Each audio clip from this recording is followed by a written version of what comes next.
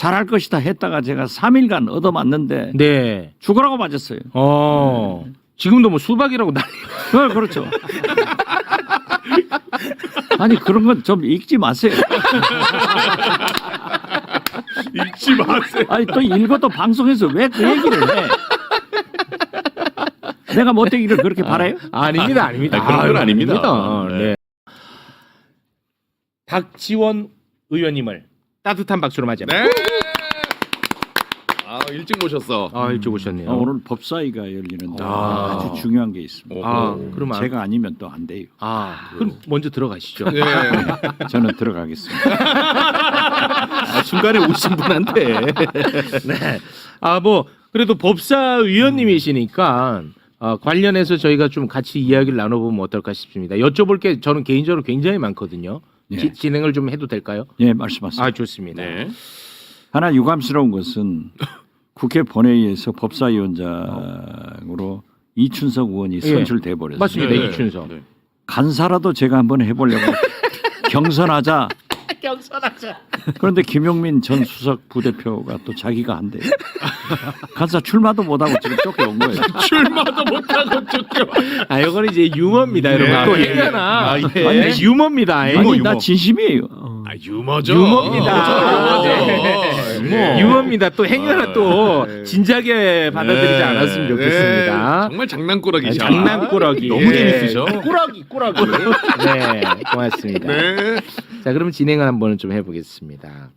토요일 특검에 이제 출석한 윤석열 오전 1시간 조사 잘 받다가 네. 오후 돼 가지고 조사관 바꿔달라고 아유. 투정 부리지 않았습니까? 예. 근데 김기표 의원이 이제 어제 매불쇼에 나와서 그 투정 부린 이유는 아무래도 조사를 받다 보니까 자기가 구속될 각이다. 맞아.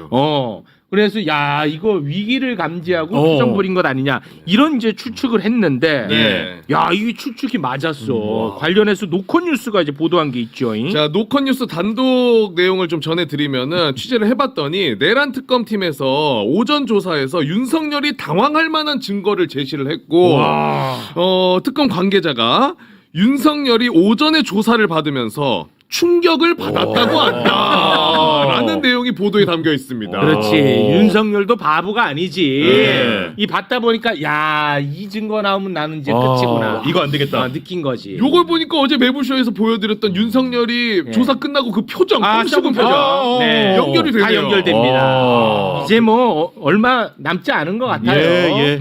이제 그래서 이제 내란 특검팀이 윤석열을 7월 1일 오전 9시까지 출석하라고 했어요. 근데 윤석열 측은 언론에다가 7월 3일 이후에 나가게 해달라고 요청했다고 예. 공지를 했어. 그런데 진실을 알고 봤더니 뻥이었어 이거. 7월 3일 이후로 나가게 해달라고 요청한 게 아니라 7월 5일 이후로 나가게 해달라고 요청을 했었어. 예. 이 뻥이었어요. 그런데 이제 특검은 시끄럽고 됐고 전략입니다. 그렇죠. 네. 됐고 오늘 오전 9시까지 나와라 라고 한 거야. 근데 윤석열이가 끝내 안 나왔습니다. 그 이후 특검 단호하죠. 자, 이후에 오늘 이제 안 나오니까 오케이 안 나와. 너 5일 오전 9시에 다시 나와라. 다시 재통보를 하고 그러면서 이렇게 이야기를 합니다. 5일 출석 통지가 마지막일 것 같다. 그래도 불응할 때는 이제는 조치를 취하겠다. 약간 최후통첩의 느낌이 납니다. 이제 너는 그 조치라는 게 체포거든요. 네. 그러자 윤석열이 뭐라고 답했습니까? 그러니까 윤석열이 이야기를 하는 게 5일날 출석은 하겠다. 근데 자세히 봤더니 또 9시야? 시간은 좀 조율해달라. 또 잠투정. 잠꾸러기. 일찍 일어나라. 잠꾸러기. 이렇게 되고 있는 상황인데 네. 윤석열이 이거 마지막까지 아주 껌껌이 다 투정 부리는 거 이거 어떻게 합니까? 왜 그래요? 그리고 저건 지금 윤석열 법꾸라지 법 기술자가 샤핑을 하는 거예요. 샤핑. 아니 자기가 무슨 백화점에 가서 옷 사러 갑니까? 술 사러 갑니까? 술 사러 좋습니다. 9시에 나오라면 나가야지. 그렇죠. 10시에 나간다. 그리고 저는 이 자리를 빌려서 조은석 특검이 굉장히 잘하고 잘합니다. 조은석 특검을 제가 잘 아는 사람이지만은 네. 이렇게 밀려가면 안 된다. 안 나오면은 바로 체포영장을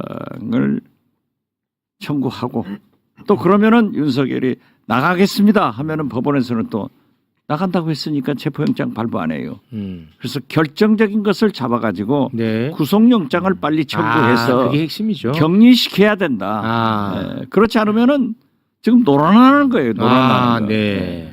너무 훌륭한 지적이십니다. 의원님께서 중요한 말씀 해주셨는데 이 예. 체포영장은 요건 자체가 소환 불능일 때 하는 거고 그렇죠. 이제 구속영장은 도주 우려나 이제 증거인멸 우려를 가지고 하는 거기 때문에 체포영장 가지고도 이제 실갱이할 타이밍은 점점 지나가고 있다고 보고 저도 이제 구속영장을 통해서 이제는 신병 확보가 확실히 이루어져야 된다. 네. 안 그러면 계속 저 버쿠라지 저 잔기술에 네. 자꾸 그 휘말릴 수 있거든요. 그래서 그렇습니다. 이제는 좀 특검이 결단할 시간이 다가오고 있다. 네. 뭐 특검이 근데 뭐 윤석열이 충격을 받을 정도의 뭔가 증거가 있다고 하니까 구속영장도 이 발부가 되지 않을까 기대를 좀 한번 해보도록 하겠습니다. 네. 그러니까 이렇게 중형이 선고될 게 예견되는 사람은 도주 우려가 있다고 보거든요. 그렇습니다. 그래서 영장이 발부될 가능성이 높기 때문에 전 특검이 잘 준비해서 저 구속영장을 빨리 좀 쳐주기를 전 바라고 있습니다. 네. 무엇보다도 증거인멸의 우려도 가장 높잖아요. 예. 그렇습니다. 지금도 그렇게 하고 있고. 네. 그런데 조은석 특검 정신 차리세요. 네. 와, 단호하시네요. 대한민국을 위해서 단호하십니다. 아니 그건 용서할 수가 없죠. 너무 그리고 고맙습니다. 김건희도 저렇게 둬서는 안 돼요. 예. 윤건희 즉 윤석열 김건희는 하루속히 구속해서 우리 세상과 격리가 돼야 예. 대한민국에 평화가 옵니다. 진짜 틀린 말씀이 하나도 없습니다. 자, 아주 지금 굉장히 올바른 말씀을 많이 하시니까 바로 우리 박지원 의원님의 절친 한덕수 이야기를 잠깐 해볼까 합니다. 그거 하세요. 예, 한덕수가 말이죠. 요거 하나만 일단 말씀드릴게요. 한덕수가 혹시 오윤혜라고 하는 그 젊은 친구를 아십니까? 오윤혜. 공직자도 아니고요. 몰라요. 몰라요? 네, 그냥 이렇게 길에 걸어다니는 아이인데 대통령 권한대행을 했던 한덕수가 그냥 길에 걸어다니는 오윤혜라는 아이를 방송에서 뭐 한마디 했다고 고소를 해버렸어요. 이렇게 이건 아니지 않습니까? 공직자로서. 아니 그런데 오윤혜라는 사람이 고소 당할 얘기를 했나요? 아니에요. 뭐 어떤 내용이냐면 그때 막 그 탄핵 정국이고 정국이 아주 어지러울 때 한덕수가 고급 식당에 다닌다고 하더라. 내가 그런 제보를 받았다라는 얘기를 한 거야요. 방송에서. 방송에서.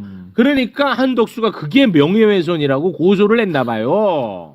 그러면 뭐 너무 5,200만 다 고소해야지. 너무 고소해야지. 자잘하잖아요. 말도 안 되죠. 말도 안 되죠. 저한테는 고소 못 하잖아요. 그러니까 더 심한 말 많이 하셨네. 심한 말이 아니라 사실을 얘기했기 때문에. 그렇습니까? 네. 아무튼 그런 자잘한 이야기가 있었다는 거 일단 전해드리고요. 지금 오윤혜가 상처를 많이 받았는데 오윤혜가 한덕수를 너무 미워하지 않아도 될 것 같아요. 왜요? 왜냐 한덕수 말년에 이제 평생 빔 못 볼 수도 있습니다. 큰 거 나왔더라고. 큰 거 나왔습니다. 예. 한덕수는 내란의 밤 12월 3일 당시에 윤석열의 계엄을 반대했다고 그동안에 이야기를 해왔습니다. 그렇죠. 한덕수의 그 발언부터 일단 듣고 옵니다. 12월 3일 저녁에 대통령실 도착 이후에 인지하였습니다. 그 자리에 가서 윤석열의 쿠데타를 막지 못했죠? 반대하는 의사를 분명히 했고 또 우리 국무위원들을 소집해서 국무회의를 명분으로 우리 대통령님의 그런 의지를 설득하기 위해서 노력을 했습니다. 자, 계엄 반대했고 반대했다. 그 막기 위한 노력까지 열심히 했다고 했다 분명히 맞지? 예. 자, 그런데 내란 특검이 어제 강의구 부속실장을 불러서 계엄 당일 밤에 대한 조사를 했습니다. 강의구가 누구냐? 바로 계엄 당일 밤 국무위원들을 소집했던 사람인데요. 빨리 들어와라. 이 사람이 어마어마한 비밀을 다 이야기를 했습니다. 예. 정리 가능할까요? 네. 네. 자, 강희구가 이제 내란 이후에 12월 5일 날 한덕수랑 통화를 한 거예요. 근데 뭐라고 통화를 했냐? 이 국무회의 관련해 가지고 서명이 담긴 비상겸 선포 문건을 내란 이후에 사후에 작성을 해가지고 이거 서명을 좀 해야겠다. 그랬더니 한덕수가 거기에 서명을 합니다. 내란 이후에 비상겸 선포문에. 그런데 선포문에 이 서명한 뒤에 뭔가 찝찝했는지 야 이거 사후 문건 이거 문제가 될 것 같다. 그 조금 없애야 될 것 같다. 네. 라고 해서 윤석열이 그게 뭐가 문제냐 하고 결국에는 없애긴 없앴다. 요겁니다. 이거 굉장히 큰 건입니다. 네. 그런데 네. 강희구하고 그 전에 김주원 네. 민정수석하고 통화를 합니다. 김주연. 네. 김주연 그렇습니다. 민정수석하고 통화를 하면서 정확하시네요. 국무회의 회의록을 작성해서 한덕수 총리 및 김용현 국방장관이 구설을 했느냐, 즉 서명했느냐, 서명. 이걸 알아본 거예요. 그렇지. 알아봐가지고 없으니까 한덕수 총리한테 강희구 부속실장이 만들자. 그렇지. 와, 와. 정확하시네. 이렇게 된 거예요. 정확합니다. 그런데 더 정확한 것은 정확합니다. 제가 이제 추적을 했지만은 네.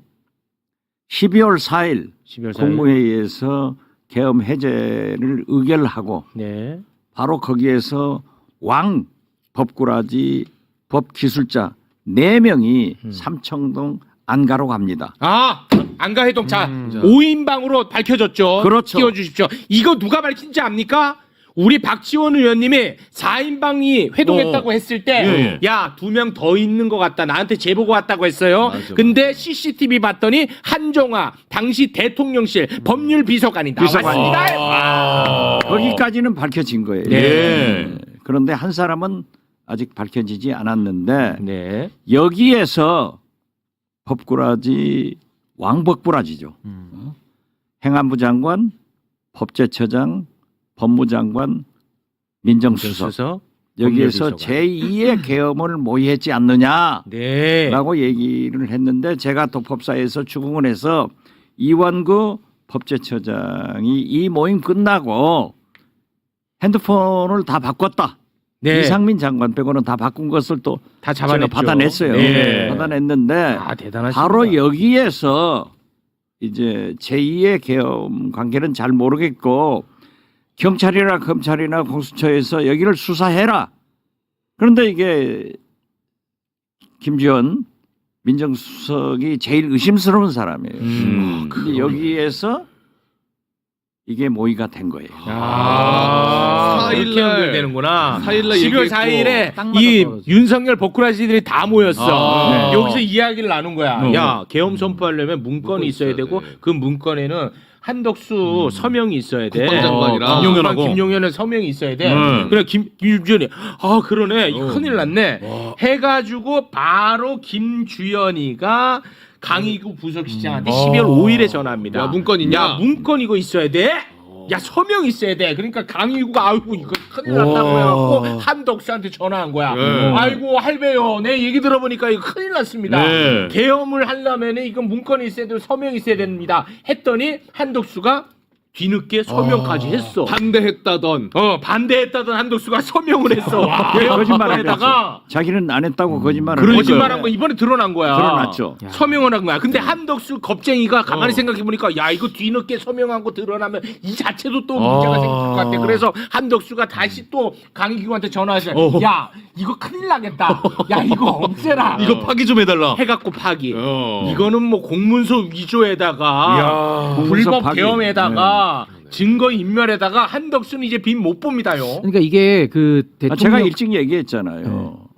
그리고 이러한 것을 저는 알고 있었기 때문에 만약 한덕수 대행이 헌법재판관 3명만 임명을 하면은 우리는 당시 윤석열 파면이 목표이기 때문에 네. 다른 것은 얘기하지 않겠다라고 하니까 딱 잡아대다가 이번에 걸려버렸어요. 그러니까 이게 한덕수가 큰일 난 게 뭐냐면 지금 헌법에는 국무위원이나 국무총리는 부서권이라는 게 있거든요. 그러니까 네. 서명을 해야 이제 문서가 효력을 갖는 거기 때문에 이제 그것 때문에 누락이 된 걸 알고 사후 보완을 한 건데 예. 한덕수는 이제 내란에 대해서 반대했다는 거 저 거짓말로 드러났고 이제 네. 내란의 주요 임무 수행자로 큰일 이제는 났어. 수사를 받아야 되니까 내란의 몸통으로 이제 가는 거고 저 행위에 대해서는 허위 공문서 작성죄가 또 7년 이하의 징역이고 또 증거인멸 교사죄 또 5년 이하로 받아야 돼요. 그러니까 지금 이것도 형량이 꽤 세기 때문에 저 부분은 굉장히 중요하죠. 와. 그래서 저는 특검이 아주 강력하게 구형을 할 걸로 보고 있기 때문에 와. 지금 한덕수는 굉장히 큰일 난 이제 상황이에요. 끝났네. 오윤혜 씨 뭐 고소할 때가 아니네. 네. 끝났어. 그러니까 자기 거 생각하면 지금 고소할 때가 실질적으로 보면은 내란 두목은 윤석열, 윤석열, 부두목이 부두목은 김용현이. 김용현, 한덕수, 최상목까지 가는 거예요. 아. 부두목. 부두목. 부두목. 아니 그러면 어떻게 뭐 면회는 가실 겁니까? 그래도 과거 적이 있으니까 한 번은 아, 가야죠. 오윤혜랑 같이 가야지. 무슨 그런 질문이. 오윤회를 좀 수수 한번 해주세요. 어쨌든 내란 특검팀에서는 빠르면 이번 주 중에 한덕수 소환해가지고 요거 관련해가지고 조사한다고 합니다. 예. 네. 자, 시간이 없는 관계로 김건희 특검, 최상병 특검은 넘어갈 텐데 이제 거의 본격적으로 수사 시작됩니다. 예. 맞습니다. 네, 그 점은 꼭 좀 알고 계시면 좋을 것 같습니다. 네. 정치구단 나와 주셨으니까 요 얘기를 좀 한번 해볼까 합니다. 정성호 법무부 장관 후보자, 검찰 개혁을 매우 원하는 일부에서는 정성호 이 검찰 개혁이 좀 미온적인 거 아닌가 이런 그래요? 조금 우려를 하는 목소리가 있거든요. 예, 예. 관련해서 근데 오늘 정성호 후보자가 검찰 개혁에 대해서 입장을 밝힌 게 있어요. 그 영상을 잠깐 보고 와서 우리 의원님의 의견을 좀 한번 들어보겠습니다. 함께 보시죠. 검찰 조직의 뭐 해체라든가 이런 표현은 적절하지 않은 것 같고요. 네, 국민의 눈높이에 맞는 개혁이 이루어져야 되지 않겠나라는 생각을 하고 있습니다.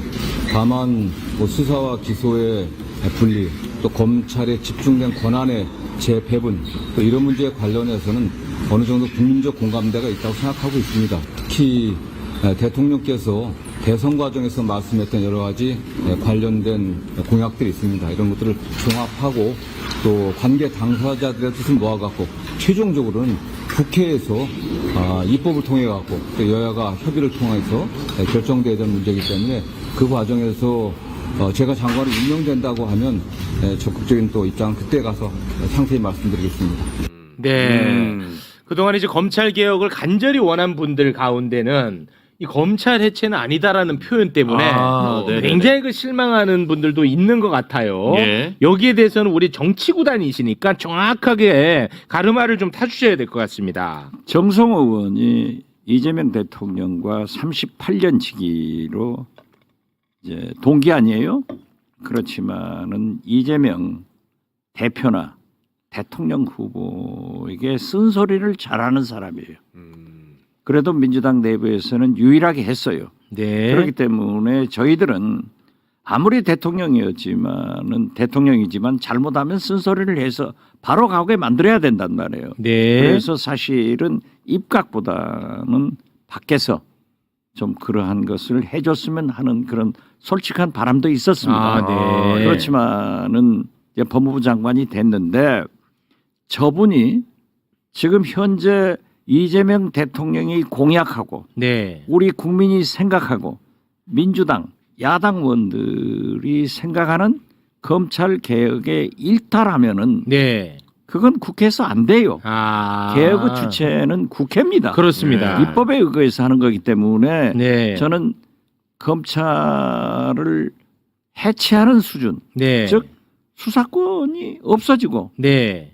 공수처나 중수청. 경찰 국수본에 넘어가는 것 아니에요? 네. 미국의 FBI가 되는 거고 네. 소위 지금 현재 우리 검찰청은 존재한다 하더라도 기소일만 기소청이다. 네. 이걸 얘기하는 건데 네. 저런 것을 정성호 장관이 잘 아시는 분이 네. 거기에서 일탈하지는 절대 못한다. 아. 저는 확실하게 보장합니다. 네. 제가 검찰 개혁 얼마나 원하는지 아시죠? 그렇죠. 예. 저는 그래서 뭐 좀 약간 흐리멍텅하면 굉장히 짜증 많이 내는 사람인 거 아시죠? 근데 저는 조금 생각이 달라요. 뭐냐면 탈원전이라는 단어를 괜히 써가지고 굉장히 반발을 많이 가져왔단 말이에요. 그렇듯 검찰청 해체라는 단어를 굳이 쓸 필요가 뭐가 있겠냐라는 생각인 것 같아. 내용은 어차피 똑같아.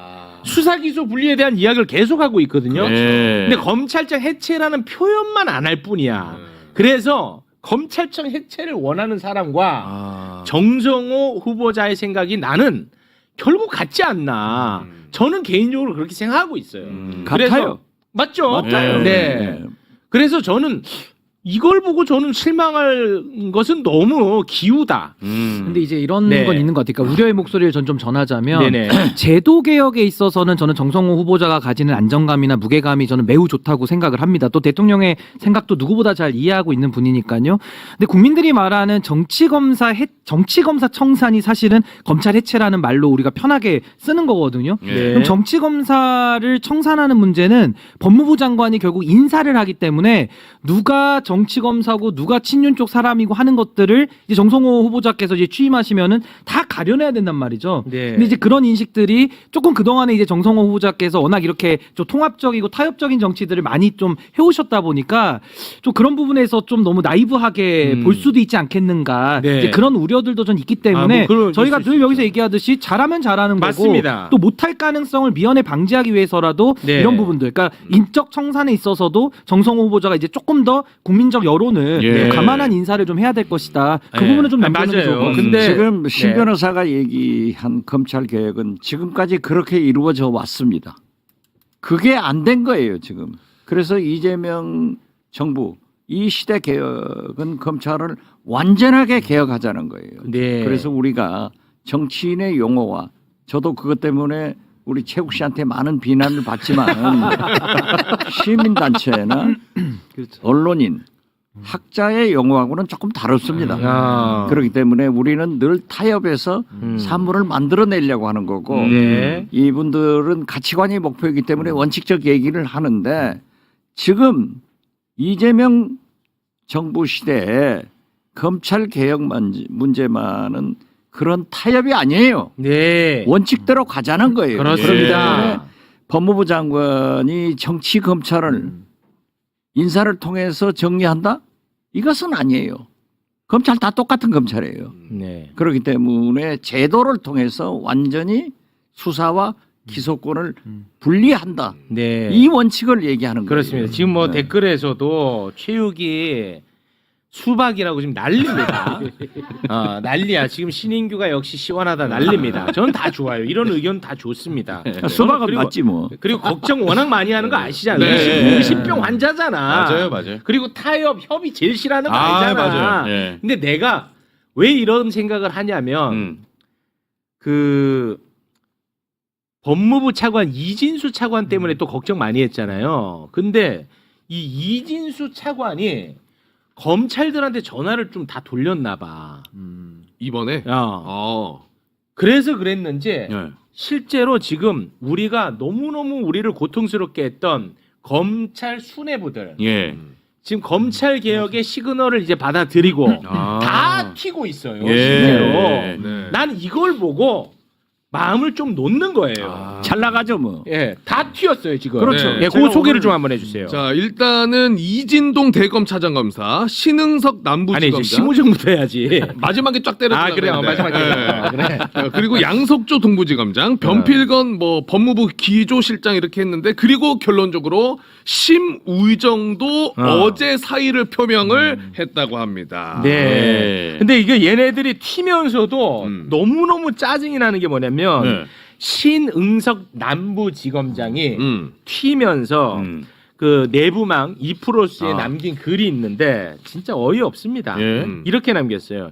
이렇게 어려운 상황에서 저만 먼저 떠나게 돼 죄송한 마음입니다. 저보다 훨씬 훌륭한 우리 검찰 가족들이 계시기 때문에 이 어려움도 결국 잘 헤쳐나가리라 믿습니다. 이 어려움을 너네가 만들었다고 나는 그렇지. 생각합니다. 맞아요. 자, 그리고 양석조 동부지검장. 예. 어려운 시기에 떠나게 돼 죄송한 마음뿐입니다. 이재명 정부의 수사 기소 분리 추진에 대해서 뭐라고 했냐? 수사 없는 기소는 책임 회피 결정, 재판 및 공소권 남용으로 기소 없는 수사는 표적 수사 및 별건 수사로까지 이어질 위험이 있음을 부인할 수 없어 보인다. 라면서 정반대 이야기를 하면서 떠났습니다. 나가면서. 양석조 씨. 수사를 못하는데 어떻게 뭐 그게 자기들이 그런 얘기를 할 수 있어요. 예. 오늘 나가면서까지. 낮에 기자들하고 점심 먹는데 심우정 검찰총장이 떠났는데 그 소감을 얘기해달라고 해서 잘 떠났다. 고맙습니다. 빨리 가야지. 빨리 가야지. 그 무슨 낯짝으로 있어요. 네. 그 사람들은 안 돼요. 안 돼. 그렇기 때문에 이 검찰만은 이번에 이재명 정부가 국민들로부터 5년간 지지를 받느냐 못 받느냐는 여기가 스타트예요. 네. 잘할 거예요. 네. 저는. 잘할 거라 보시고 잘하죠. 검찰 개혁은 무조건 이번에는 종결된다. 그렇죠. 그리고 그것은 국회에서 개혁의 주체는 국회예요. 그렇습니다. 입법을 하기 때문에 예. 네. 그건 안 됩니다. 네. 이게 일단 우리 의원님이 수사 기소 분리하고 검찰은 기소청으로 남는 거에 대해서 반대하지 않으시죠? 그건 당연한 거 아니에요? 봐봐. 박지원 의원님이 아니, 이렇게 말씀하시면 끝난 거 저처럼 아닙니까? 정치적 타협을 네. 이루어져야 된다라고 생각하는 사람도 그렇지. 이건 아니라니까요. 타협 전문가, 야합 전문가이신데 여보세요. 여보세요. 전화 오랜만에 온다. 무슨 전문가까지. 이런 박지원 의원님조차도 예.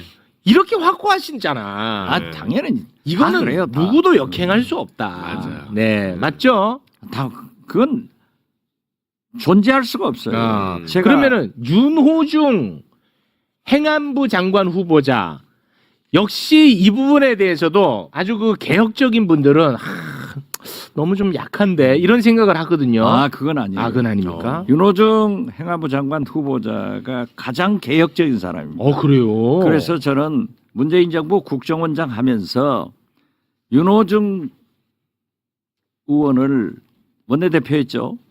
의원을 법무부 장관으로 해야 검찰 개혁이 됩니다. 하고 몇 번 추천을 했어요. 그리고 이제 언론에 하마평이 나오니까 윤호중 대표가 저한테 물어봐요. 나는 법무부 장관 그 깜도 아닌데 왜 내가 거론되고 있는지 모르겠습니다. 그래서 내가 거론했다. 내가 얘기하고 있다. 왜냐하면은 법조인들이 검찰 개혁을 하면은 꼭 자기 편을 들더라고요. 그래서 국방 개혁도 민간 문민 출신이 예. 검찰 개혁도 문민 출신이 장관이 돼야 된다. 네. 그래서 이번에도 저 혼자 네. 뭐 대통령실까지 제가 전화할 힘은 없고 네. 윤호중 장관이 굉장히 되기를 바랐는데 행안부 장관으로 간 것은 보세요. 딱 가서 행안부 경찰국 딱 없애버리잖아요. 경찰국 없앤다고 얘기했어요. 네. 그분 말이죠. 보통 계획적인 분이 아닙니다. 그래요? 네. 그럼 세간의 평가가 조금 네. 좀 아니, 잘못돼 있군요. 그분이 늘 외향적이지 않고 네. 그 내적으로 내향적이어서 예. 그 소화를 잘하지만은 굉장히 계획적이에요. 그거 보세요. 저는 알겠습니다. 정성호, 윤호중. 두 분이 법무 행안부 장관 돼서 참 잘 간다. 그래가지고 저는 봉욱 민정수석 네. 저랑 함께 청와대 같이 있었어요. 그리고 사람이 좋아요. 나랑 잘 알고 또 대통령이 인사했기 때문에 네. 반대할 수는 없잖아요. 내가 반대했으면 이제 또 도하신문에 난리가 날 거예요. 네. 박지원도 반대한 민정수석이다. 그렇지. 그래서 잘할 것이다 했다가 제가 3일간 얻어맞는데 네. 죽으라고 맞았어요. 지금도 뭐 수박이라고 난리. 그렇죠. 아니 그런 건 좀 읽지 마세요. 잊지 마세요. 아니 또 읽어도 방송에서 왜 그 얘기를 해? 내가 못되기를 그렇게 바라요? 아닙니다. 그런 건 아닙니다. 네. 자, 시간이 없어서 요거는 반드시 우리 의원님한테만 여쭤볼 수 있는 질문이거든요.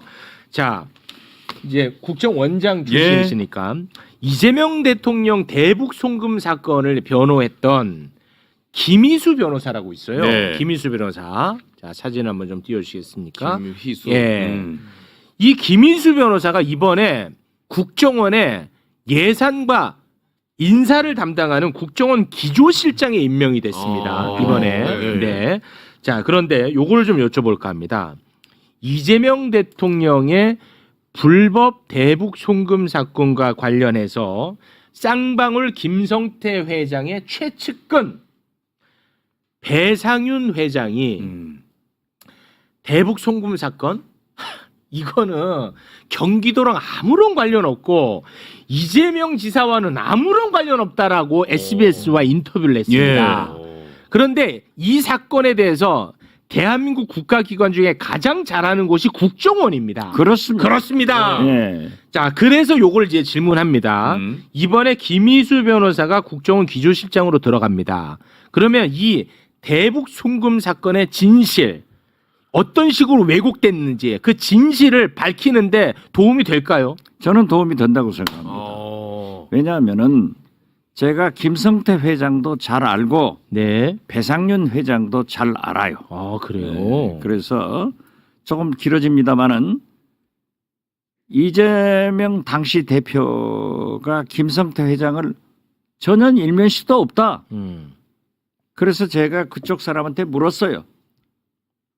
우리 이재명 대표는 당신을 모른다고 하더라. 네. 그랬더니 연락이 왔는데 네. 자기도 한 번도 안 봤대요. 안 보고 술자리에서 전화를 한 번 통화한 적이 있다. 다른 사람 거쳐서. 예. 다른 사람 이제 저희도 그러던 뭐 저녁에 술 먹다가 야, 내 박지원이 아니까 전화 받아봐라. 어쩌고 하면 그 아주 제일 골치 아픈 게 그 전화. 맞아요.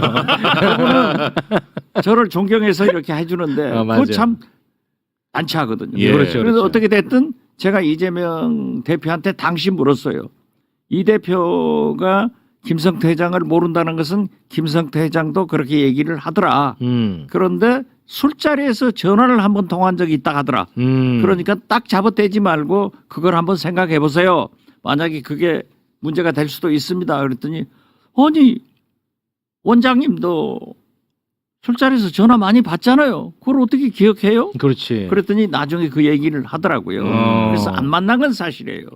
그리고 배상윤 회장이 지금 외국에 있으면서 그러한 기자회견을 한다고 저한테도 연락이 왔어요. 간접적으로. 아, 그래요? 그건 내가 상관할 문제가 아니다. 나하고는 관계가 없다. 왜냐하면 개입하면 또 개입했다고 하니까. 아, 그렇죠. 그렇죠. 그런데 문제는 국정원에서 같이 공작을 한 거예요.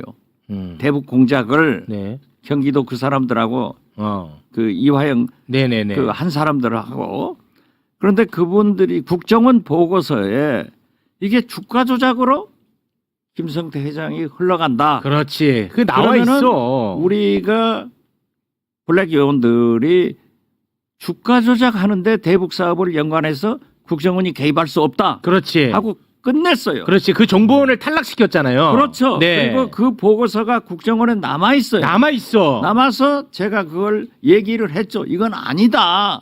했는데 윤석열 정권에서 그것은 국정원 문건은 무시해버리고 계속 불러가서 마치 이재명 명예 경기도지사가 방북 관계가 대가로 있는 것처럼 네. 막 흘러냈잖아요. 그렇습니다. 그렇기 때문에 저는 차라리 차제에 이번에 그분이 가서 그 국정원의 문건만 잘 찾아내서 밝힌다고 하더라도 네. 이건 관계가 없다. 저는 그렇게 봐요. 잘 됐어요. 잘 됐어요. 잘 됐다.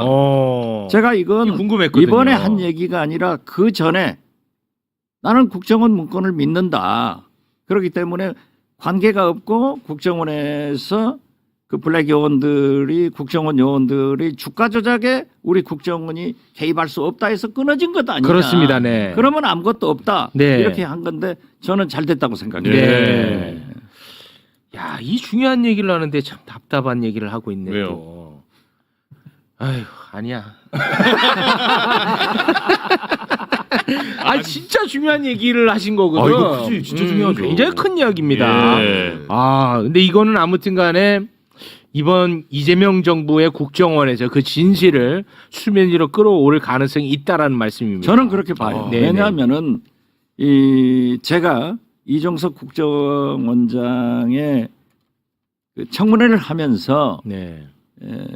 윤석열 정부에서의 인사파동 그리고 서해 사건 제가 재판받는 거, 네, 그렇습니다. 감사원의 문제점, 또 동해 사건 이런 것을 철저히 감찰해서 밝혀라 이렇게 했더니 밝힌다고 했거든요. 네. 그래서 감찰할 거예요. 네, 알겠습니다.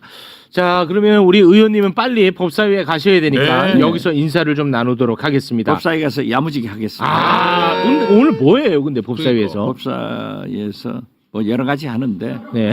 여러 가지. 여기 설명하면 또 제가 1시간은 아, 좀 길어져요. 알겠습니다. 네. 지금 이완규 법제처장이 법제처장. 나와 있단 말이에요. 그러니까 삼청각에서 왕법부라지들 아, 삼청동. 네 명이 만나서 음. 법률 비서관이 거기 있었다. 이것까지는 박지원이 밝혀냈는데 그렇습니다. 거기에서 무엇을 논의했느냐 이것을 추궁해봐야죠. 이제 추궁해야지. 그리고 그 부속실장하고 한덕수한테 그러한 문건 지시를 했던가 네. 이걸 잡아내야 되고 그렇습니다. 그리고 지금 특검은 사실 빨리 해서 윤석열, 김건희는 저는 내주까지는 최소한 구속을 해야 오. 된다. 아, 이렇게 보고 그렇죠. 있는 거예요. 아, 대단히 고맙습니다. 지금까지 위대하신 박지원 의원님이었습니다. 아, 대단히 고맙습니다. 감사합니다. 고맙습니다.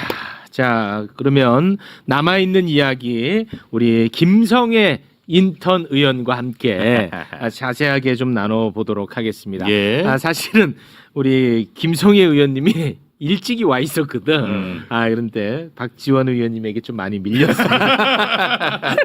김성애 의원님 오랜만에 함께합니다. 박수로 맞이합니다.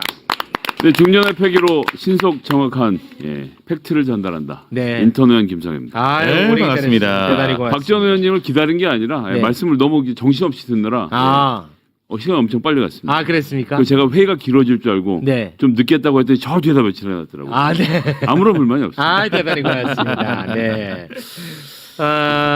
우리 의원님은 상임위가 어디죠?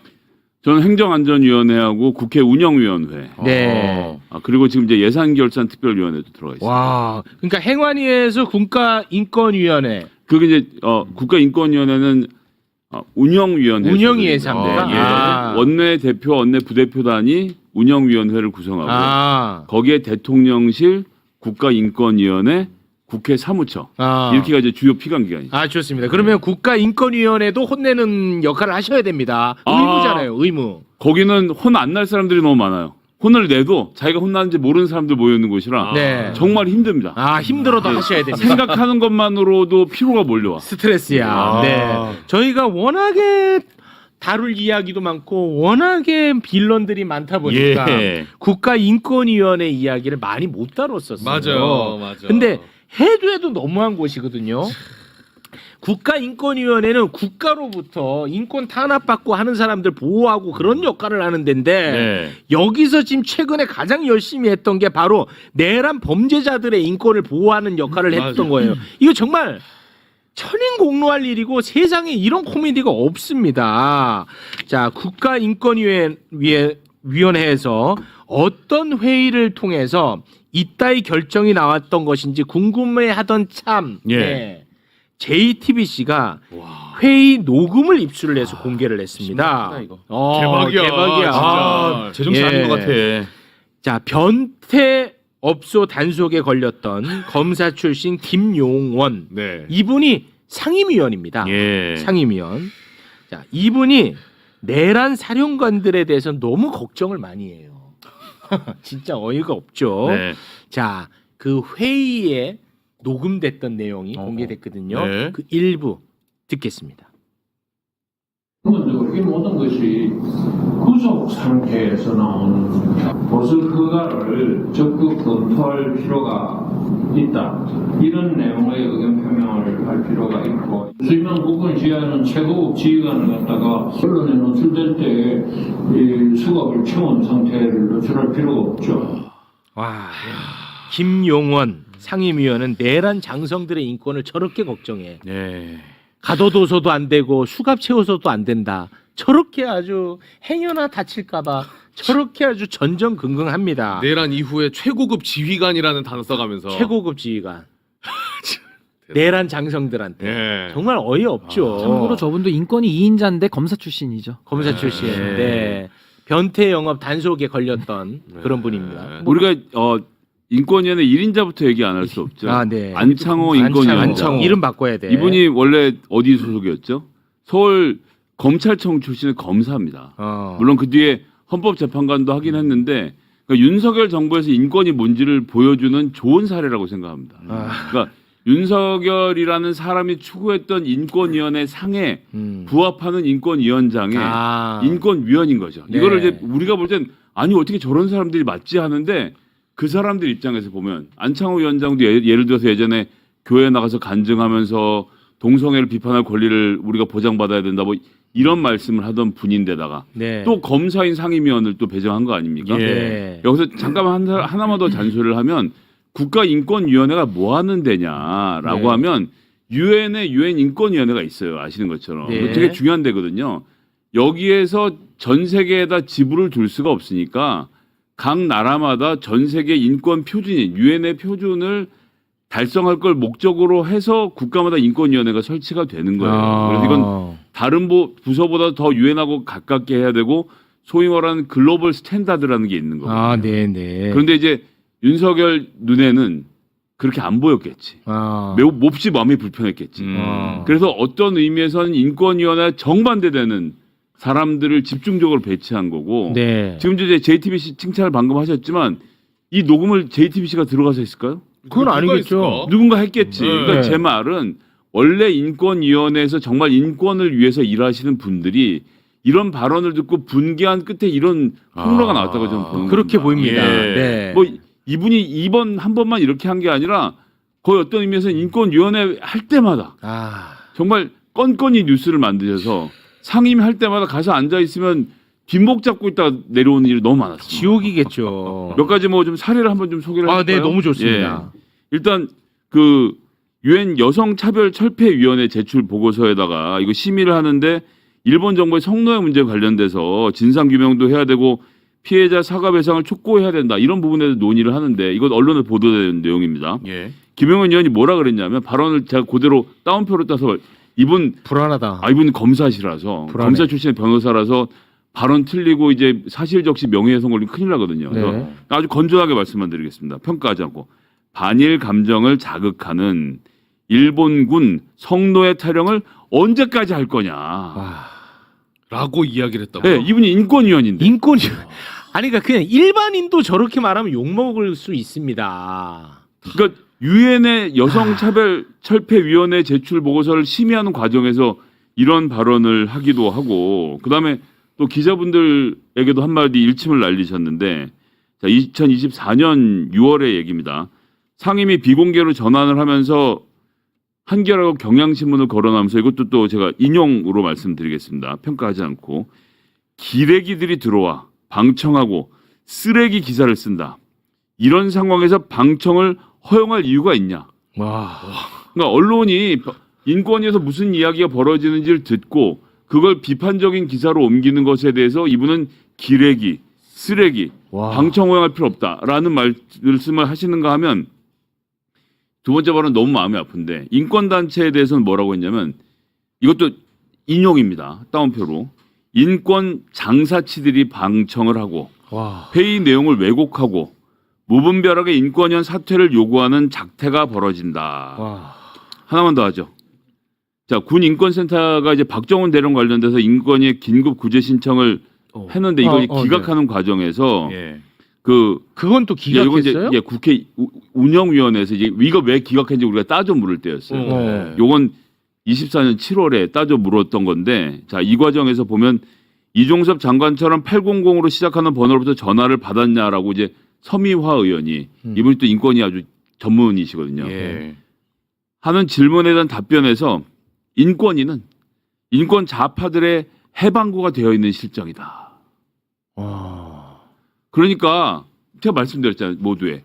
이게 왜 이런 일이 벌어지느냐. 우리가 아니 어떻게 이럴 수가 있냐 이렇게 이해할 문제가 아니라 윤석열이라는 사람이 인권위원회를 어떻게 할 목적으로 이런 사람들 보내는지를 보면 딱 답이 나오는 거예요. 그러니까 권력자들의 인권만 중요한 여기는 사람들은 모인 거 아닌가. 예. 저는 그렇게 판단을 하는데요. 아까 내란 장성들의 인권 너무 소중하게 다뤘던 분이잖아. 그런데 자신과 생각이 다른 자신의 동료, 다른 인권위원회 인권에 대해서는 아주 하찮게 생각합니다. 제가 볼 땐 그렇습니다. 원민경 인권위원이 아까 저 자리에 방청을 위해서 회의장에 들어갑니다. 그러니까 생각이 다른 사람이잖아. 그러니까 쫓아냅니다. 그것도 이 녹음으로 남아 있었는데요. 네. 그 녹음을 한번 들어보겠습니다. 국가인권위원회 위원으로서 저는 퇴장할 의무가 없습니다. 국장, 네, 저희 중국 경찰서에 연락하세요. 회의 진행을 방해하고 있으니까 지금 연락하시라고. 김영환 의원님은 국민의 세금으로 상임위원을 일을 하고 계십니다. 국민을 고통과 시름에 빠지게 하는 행동들은 중단해 주시기 바랍니다. 외로운 남불식의 국민 이야기 제발 그만하시기 바랍니다. 퇴장하세요. 저분은 결국은 쫓겨났어요. 쫓겨났어요. 네. 이게 뭐랑 똑같은 거냐면요. 지금 장관 후보자들 인사청문회 하잖아요. 국가 권력기관에 취임하는 장관들이 사생활이라는 거를 내세워가지고 검증을 거부하면 안 되는데 그걸 거부했던 정부가 윤석열 정부입니다. 장관 가면서 검증한다고 하니까 이건 내 사생활이야. 그거 사생활 운운할 사람은 그 자리에 가면 안 되는 거거든요. 네. 마찬가지로 우리가 인권이라는 거를 저 계엄에 참여했던 사령관들한테 붙일 수 없어요. 왜 그런지 네. 아십니까? 국가 권력으로부터의 자유를 인권이라고 말하는 거지 국가 권력을 가진 사람을 인권이라고 얘기하지 않습니다. 그렇습니다. 그러니까 권력의 피해자들을 보호하는 게 인권이고 그 인권을 보호하라고 만든 것이 국가인권위원회예요. 네. 근데 지금 저기 있는 저 김용원이라는 저분은 완전히 지금 권력의 도구로 인권을 이용하는 발언들을 많이 하고 있거든요. 저런 식으로 해온 것이 사실상 윤석열 정권의 수준이었고 민낯이었고 저는 상신 같은 인물이다. 저는 뭐 따끈한 그렇게 또 봅니다. 인권위원 무시 발언 하나 또 소개를 하나 해드리면 이것도 네. 한겨레신문 기사인데요. 인권위 직원들 설명을 들어보면 그렇다는 겁니다. 6월 19일에 있었던 일인데 인권위 25차 상임위원회에서 남규선 이분은 상임위원이 또 있어요. 다른 남규선 네, 동료 상임위원이죠. 네, 네, 네. 에게를 향해서 입 좀 닥쳐라. 라고 발언을 하면서 남 의원이 그럼 어떻게 했겠어요? 상의를 했을 거 아니에요. 현행범이다라고 하면서 범죄 행위를 한 것처럼 몰아붙였다고 그 자리에 참석했던 인권위원들이 기자에게 제보를 해서 이게 또 보도가 됐습니다. 그 자리는 안창호는 앉아 있는 거예요? 앉아있는 앉아있을 때도 말씀드렸던 거에 있던 것도 있고 없던 것도 있고 네. 이제 소위도 하고 하기 때문에 뭘 네. 근데 그건 이제 이렇게 주로 이렇게 제가 잘 듣고 있습니다. 이제 이런 입장이시기 때문에 네. 기관장이니까요 안창호 위원장. 아니 그러니까 전체 회의가 있고 그렇지 않은 게 있어. 와 한마디 한마디가 진땀이 흐르는 상황인 거죠. 대단합니다. 네. 근데 이제 문제는 인권위원회 상임위원이라는 게 이게 참 정말 코미디지. 네. 가장 반노동적인 사람이 노동부 장관 김문수. 그리고 내 관점에선 가장 반인권적인 사람들이 인권위원으로 다 들어가 있고 네네. 아주 정말 재밌는 그런 정부였습니다. 그러니까 정말 인권과 사회적 약자들을 모독하는 인사인 거예요. 결국 강자들을 대변하려고 지금 저 자리에 가가지고 발언과 행동도 똑같지 않습니까? 네. 그러니까 정말 국민을 우롱하는 인사 중에 한 명이다. 전 그렇게 봅니다. 그리고 환율이 오르길 바라는 최상목이 앉아 있었고. 똑같은. 그러니까 이 인권 관련된 딱 하나만 더 얘기하면 헌법재판소에 대해서는 우리 국민이 보수 진보할 것 없이 동의하는 부분이잖아요. 네. 근데 이분이 이제 검사 출신의 인권위원이 이번에 이런 발언을 하게 된 배경을 우리가 볼 수 있는데 올해 2월 5일에 페이스북에다가 본인이 직접 쓴 글입니다. 헌법재판소가 주권자인 국민의 뜻을 거슬러 대통령을 탄핵한다면 국민은 헌법재판소를 두들겨 부수어 흔적도 남김없이 없애버려야 된다. 와 너무 이런 생각을 가진 사람이에요. 이런 사람이 검사를 했던 거고 우리나라 인권위원인 겁니다. 와 방금 정광훈 발언 아니고 인권위원 발언이에요? 인권위원회 발언인 겁니다. 와 그거 진짜 어질어질합니다. 네, 워낙 근데 빌런이 많다 보니까 저희가 자주 다루지 못했어. 네. 나 이게 너무 속상합니다. 김용호 현직이죠 현직. 그렇죠. 지금까지 다 같이 인권위원 하고 있고 회의 때마다 이런 문제가 지금 아직도 발생하고 이거 있는 임기가 겁니다. 어떻게 되는 겁니까? 이런 분들은 임기가 제가 기억으로는 지금 3년으로 알고 있는데 하여튼 아직 임기가 남았습니다. 그러니까 정권과는 관련 없이 그냥 가는 거잖아요. 국가인권위원회는 독립적인 기구이기 때문에 그렇잖아요. 그렇죠. 예. 차관급이구나. 그게 문제야. 차관급이네. 아, 이런 사람들 쫓아낼 수가 없어요. 방법이 없는 거예요. 네. 임기가 정해져 있어서. 예, 그렇습니다. 이거 뭐 쫓아내는 방식으로 해서 정권이 바뀔 때마다 다 갈아치우게 되면 안 된다라고 해서 조금 전에 말씀드렸지만 유엔 인권위원회부터 같이 만들어져 있는 네트워크이기 때문에 저희가 매우 신중하게 다루어야 하는데 예. 그런 인권위원회 검사들만 쭉 갖다 배치해 놓은 윤석열의 작품인 거죠, 사실은. 네. 3년이네요, 3년. 3년. 아, 이거 참 슬픕니다. 네. 아주 뭐 씁쓸한 이야기를 나눴는데요. 네. 요 얘기 같이 좀 즐겁게 좀 나눠보면 어떨까 싶습니다. 네. 오늘 그 이재명 대통령이요. 국무회의에서 국무위원들을 향해서 국회를 존중하라고 아주 따끔한 경고를 날렸어요. 마치 누구 들으라는 아니 그러니까 마치 뭐 모르겠어요 나는 누구를 향해서 한 발언인지는 모르겠는데 네네네. 마치 누구 들으라는 듯 아주 따끔한 경고를 날렸습니다. 예. 영상으로 만나보겠습니다. 국회와의 관계에서 지금 약간의 뭐랄까 오해랄까 이런 것들이 좀 있는 것 같습니다. 모든 권력은 국민으로부터 그리고 1차적으로는 선출 권력으로부터 국민 주권이 실현되죠.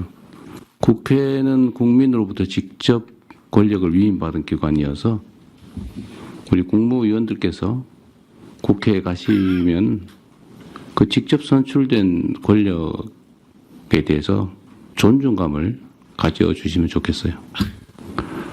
그게 개인적으로 좋든 나쁘든 그런 건 중요하지 않습니다. 이때 만약에 이진숙이 저 존중해요. 그러면 주진우 시즌2 되는데 저 존중하거든요. 아니면 자기도 모르게 죄송합니다. 국회의원 월급이 어떻게 정해지는 줄 아세요? 국회의원도 월급을 받잖아요. 네. 우리도 월급제 아닙니까? 네, 그렇죠. 이게 액수가 정해진 기준이 있습니다. 장관보다 낮게, 차관보다 높게. 그렇게 돼 있어요? 왜? 그 바운더리 안에서 그냥 가는 겁니다. 그러니까 국회의원하다 장관 되면 다들 뭐라 그래요? 축하한다 그러잖아요. 그러니까 국회의원보다 약간 높은 위치라고 공감대가 만들어져 있는 겁니다. 근데 막상 왜냐하면 장관이 갖고 있는 힘이 크기 때문에 뭐 예산 이런 것들을 하는데 저만 당장 해도 이제 지금으로 장관 가신 분들한테 전화해서 장관님 저희 지역에 다리 좀 꼭 놔주세요. 이런 거 부탁하게 될 거 아니에요. 그러니까 약간 힘이 있다고요. 그러니까 목에 힘이 들어가. 그래서 옛날엔 동료 의원이었는데 월급도 조금 더 받고 장관이고 이렇게 되니까 야 나야 이렇게 되는 마음이 있는 거거든요. 이재명 대통령이 거기에 대해서 얘기를 하고 있는 거고 지난번에 국회와도 시정연설을 하면서 국민의힘에게 말씀을 듣겠다 경청하겠다라고 이야기를 하고 제가 지금 예산결산특별위원회 위원이라고 했잖아요. 네. 이게 원래 지금 추경이 엄청 급하지 않습니까? 민생이 어렵고. 그래서 7월 3일에 다 마무리를 짓기로 했어요.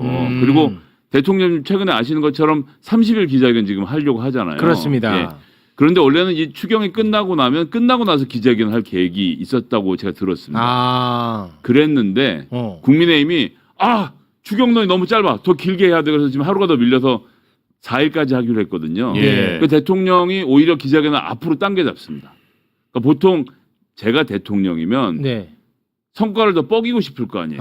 그럼 이게 다 결정이 난 다음에 하겠는데 그러면 그 일정에 쫓겨서 국민의힘의 얘기를 듣지 않고 부딪힐까 봐 대통령이 결정 나기 전 앞으로 당겨버린 겁니다. 기자회견은. 저는 저대로 할 테니까 그러니까 예산결산특별위원회는 저희 추경안을 좀 잘 심사해 주십시오. 원래는 심사가 딱 끝나고 나서 국민 여러분 제가 이만큼 준비해서 국회랑 잘해서 이거 하겠습니다. 그렇지. 그렇게 하고 싶죠. 만도 한데 이럴 만도 한데 이렇게 되면 일정에 쫓기니까 뭐 어떤 조정이 있었는지는 저 같은 사람은 모르는데 이게 밖에 좀 한 발 떨어져서 봤을 때는 대통령이 하루 땡겨서 하는구나. 그러니까 기자회견을 먼저 하고 우리 결론이 나중에 나누구나. 이건 이제 대화를 하겠다는 이야기인 거고 실제로 할 생각인 겁니다. 그러니까 지금 이재명 대통령 되고 나서 이재명 대통령의 모든 인사의 전횡을 휘두르고 야당이랑 대화도 안 하고 막 이런 거 엄청 기대했잖아요. 네. 그럼 이제 욕해야지가 기대고 있었는데 막 너무 어이없이 되고 있으니까 일이 지들 입장에서 그렇거든. 그러니까 갑자기 말문이 막혀버린 상황. 욕할 게 없어. 그래서 오늘 제가 지금 행정안전위원회에서 예산 관련된 심사를 방금까지 하다 왔는데 그 소위 말하는 추경에서 쿠폰, 네네. 지역화폐 그 통과됐다면서요. 그러니까 통과가 됐는데 지난번 회의까지는 거의 멱살 잡는 분위기였거든요. 못한다. 우리끼리 뭐 강행 처리를 오늘 굉장히 화기애애한 분위기에서 서로 잘 논의하고 국민의힘의 요구는 이건 통과시키고 네. 대신 사후 검증을 좀 철저히 하자. 네네. 예산이 들어간 만큼 효과가 있었는지 한번 보자. 그건 좋죠. 민주당도 다 찬성하고. 그건 좋죠. 이렇게 해서 전격적으로 합의를 봐서 통과가 됐기 때문에 제가 매불쇼에 올 수 있었던 거예요. 그래서 대통령이 이런 분위기를 몰아가니까 지금 민주당도 같이 가는 겁니다. 이렇게 또 하니까 또 갑자기 제가 이재명 대통령을 수박이라고 말하는 것 같다고 생각하시는 분은 안 계시겠죠. 필요한 부분에 충분히 협치하고 타협하고 정치를 해가겠다라는 대통령의 국정 운영 방식 그대로 드러나는 측면인 겁니다. 이게 발목 잡고 질질 끌만한 명분이 필요한데 그렇지. 아예 그냥 건덕지를 안 주니까 이게 참 힘드네 야당이. 방금 기자들도 되게 힘들어요. 아니 뭘 비판을 해야 되는데 인사에 대해서 자기 식구 챙기기다. 그렇지. 할지를 못하잖아요. 지금. 그러니까 그게 약간 상법 개정안도 비슷한 것 같아요. 막 원래 되면은 굉장히 거세게 반발을 했었을 텐데 지금은 이제 국민의힘 쪽에서도 전향적인 안들을 내놓고 있거든요. 그러니까 뭔가 이게 지금 변화의 흐름이 있는 것은 이재명 대통령께서 정치복원의 씨앗을 막 뿌려놨기 때문에 지금 이제 취임 한 달을 맞이하면서 상당히 국회 분위기가 전과는 달라지고 이 국회에 이것도 다 전달됐을 거 아니야. 그렇죠. 그럼요. 의원들 앉혀놓고 원래 윤석열은 싸우라 그랬어요. 야, 그 윤석열 혹시 있습니까? 윤석열은 심지어 국무위원들한테 좀 가서 싸워 그랬거든. 눈치로 들지 말고 싸워라. 격투기도 아니고 진짜. 이렇게 했단 말이야. 근데 오늘은 이재명 대통령이 그 국회 존중하라고 혼을 내니 근데 야당 의원들은 아주 미칠 지경입니다. 아니 어쩐지 제가 예산결산특별위원회 가서 정부 측 차관 뭐 이런 장관들 많이 만나는데 엄청 부드럽게 대해주시더라고요. 그러니까 어제 회의를 보시면 알겠지만 뭐 여야 할 것 없이 아무도 고성을 지르지 않고 아주 좋은 분위기에서 예산결산 지금 논의되고 있습니다. 야, 이제 그러다 보니까 지금 최대 피해자가 나오고 있어요. 바로 나경원이에요. 나경원. 이 농성을 하는데 이 농성 하는데 이게 뭐야 피서지. 너까지 나설 필요가 없어. 같은 당 전 최고위원이 이것에 대해서 어마어마하게 비난을 했어요. 김종혁 전 최고가 이렇게 페이스북에 글을 올립니다. 길지만 핵심을 말씀드리면 어지간하면 고생한다고 하고 싶은데 아무래도 영 찜찜하다. 텐트 이제 걷고 아니면 로텐도홀이 아니라 떼약볕 내리쬐는 국회 건물 밖에서 하던가. 보여주기식 정치 이제 정말 그만 보고 싶다. 아니 근데 저거는 일리가 있는 지적인 게 국회 안에 로텐도 홀에서 하는 거잖아요. 뭐 라이브 방송 켜놓고 맨날 본인이 진행하더라고요. 그렇죠. 근데 옆에 텐트는 왜 놓는 거예요? 근데 뭐 그 비가 오는 것도 텐트가 너무 아닌데. 예뻐갖고 텐트가 좋은 거라고 하던데. 그러니까 보는데 텐트를 왜 쳐? 같이 공부하고 싶더라고요. 네. 어디서 구하셨는지. 그래서 이해할 수가 없어요. 그래서 이거를 하나의 관광 코스로 만들어 달라는 민원이 지금 쇄도할지 모른다. 아니 그런데다가 이건 뭐 약간의 꿀팁인데 의원실이 생각보다 상당히 덥습니다. 지금 제 방도 26도 정도 되거든요. 그러지 마요. 아니 그렇게 되어 있는데 로텐도홀이 그 사무실보다 좀 시원해요. 오히려 나도 거기서 일하고 싶어. 그래서 저는 일정이 없는데 괜히 본청에 가서 기웃대면서 거기서 일하고 그러고. 그러니까 이 농성하는 사람들도 예를 들어서 뭐 대통령 윤석열이면 진짜 막 분노해서 농성하지. 근데 지금 화가 안 났는데 화난 척을 해야 되니까 죽을 맛이지. 진정성이 없어요. 맞아요. 지금 농성을 뭐 때문에 하냐? 김민석 사퇴하라는 거거든. 근데 김민석을 만났어. 근데 너무 분위기가 이게 뭐 화내는 분위기가 아니야. 아니 굉장히 애매해 분위기가. 아주 그 애매한 장면이 연출됐거든요. 그 장면 영상으로 보겠습니다.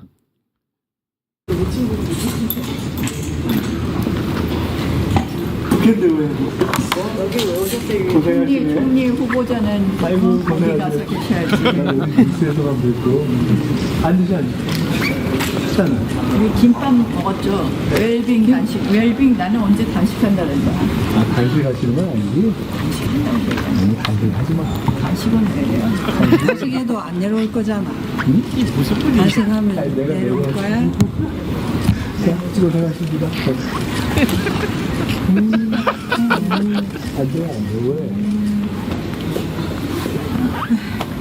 제가 혼란스러워. 어떤 이유가 오셨어요? 아까 뷔페 같이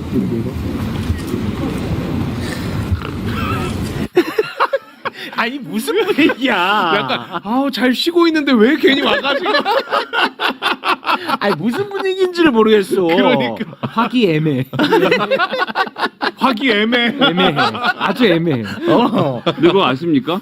뭐야 이거? 김민석이 아직 국회의원입니다. 그렇죠. 아, 그렇죠. 국회의원이잖아요. 네. 그러니까 지금 저 사람들 얘기는 왜 총리실 가서 집무 안 보고 여기 와서 있냐라는 투로 말을 하는 건데 네. 또 그 총리 공간 근처에 있으면 예를 들면 광화문 나가 있으면 총리가 되지도 않았는데 헛바람 들었다고 또 욕할 거 아닙니까? 네, 그욕 그래서 먹었죠 실제로. 제가 회관에서 김민석 의원을 몇 차례 만났거든요. 지금도 책 들고 와서 열심히 공부하고 자기 일을 하고 있어요. 그래요? 그런 와중에 이제 본인 의정 활동의 일환으로 본청 가다 만난 건데, 네. 그러니까 이제 할 말이 없는 건 거죠. 그러니까 저렇게 하는 건 원래 로텐도어에서 농성 공식이 있습니다. 로텐도어에서 농성하면 바닥에 스티로포를 깔고 그리고 침낭을 덮고 자는 거예요. 농성에 좀 어떤 뉘앙스가 풍겨야 될 거 아니에요. 네. 근데 제 뭐 보좌관 생활 포함해서 10년 넘게 이 동네에 있었는데 텐트를 갖고 들어온 건 처음 봤어요. 아니 비가 안 들어오는데 왜 텐트를 저기다? 그렇지. 비가 안 들어. 텐트는 보통 밖에 있거든요. 바깥에다 처마 밑에 치고 거기서 농성할 경우는 제가 텐트를 보지만 저 실내에서는 너무 이상한 거죠. 저거 약간 의캉스 같잖아요. 의사당이니까. 그러니까. 호캉스 비슷하게. 지금 국캉스라고 난리입니다 지금. 요거를 하나의 상품으로 개발하는 거 난리야 지금. 네. 나도 가겠다. 사람들이 많습니다 지금. 네. 저도 어제 저녁에 라면 끓여 먹는데 아우 저 식단 부럽더라고. 나 좀 맛있는 거 먹고 싶고. 아니 저 김미애 의원이 아주 그 애매한 분위기를 하잖아요. 단식하면 내려올 거야? 이렇게 물어보잖아요. 그러니까 네. 전혀 분위기가 심각하지도 심각하지 않고 않아요. 심각하게 만들기는 또 해야 되겠고 예. 굉장히 좀 난처한 상황을 그러니까 본 저는 거죠. 김미애 의원이 김민석 의원한테 아우 내려올 거야. 아우 나 혼란스럽다. 아우 왜 그래? 막 이렇게 해서 나는 한 6선 의원인 줄 알았어요. 네. 근데 찾아봤더니 재선 의원이더라고요. 맞습니다. 나이도 그리고 한참 어리더만. 그렇죠. 김민석 의원은 나이가 상당히 많은 편인데 네. 아니 근데 그러니까 가끔 의원들 중에 네. 저렇게 초면부터 말이 좀 내려가 있는 분들이 아, 그런 분이 그래요? 있어요? 그러니까 지위 고하를 막론하고 아, 그래요? 나이 많은 사람이 어린 사람한테 한다는 게 아니라 가끔 저런 분들이 계세요. 당혹스럽습니다. 아, 근데 그래 일부러 찾아봤어. 아니 나는 한 최소한 8선 의원이 있어. 아니 너무 그냥 꼬마 다루듯이 다루고. 아, 그러네, 아우, 진짜. 뭐 내려올 거야. 아유 혼란스러워. 막 그래가지고. 근데 재선이야 재선. 아, 그래요. 초선이 박지원 의원한테 아우 박 의원 식사 챙겨 드셨고 이러면서. 네. 알겠습니다. 네.